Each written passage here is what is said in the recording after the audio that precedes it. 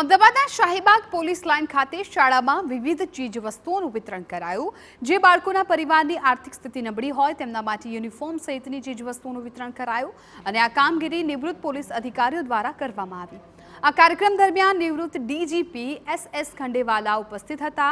સાથે નિવૃત્ત ADGP, IGP અને ડીવાયએસપી કક્ષાના અધિકારીઓ પણ હાજરી આપી હતી।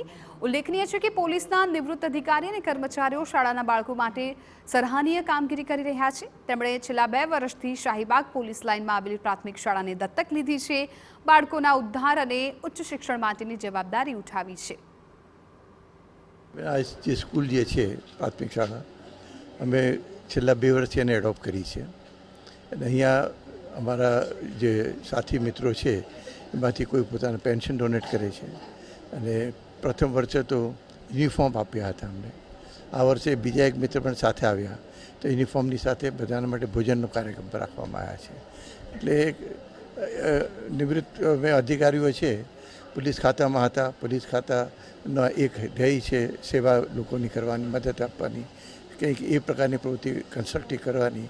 એના ભાગરૂપે નિવૃત્તિ પછી પણ આ એક પ્રવૃત્તિ અમે કરી રહ્યા છીએ। બાળકોને થોડું પ્રોત્સાહન આપવા માટે એને જે થોડી જરૂરિયાત બી અમે પૂરી કરી શકીએ એટલા માટે એમને યુનિફોર્મ આપ્યો છે અને ભોજન સમારંભ બી આયોજન કર્યું છે જેથી એમનામાં ઉત્સાહ રહે અને સારી રીતે કામ કરી શકે।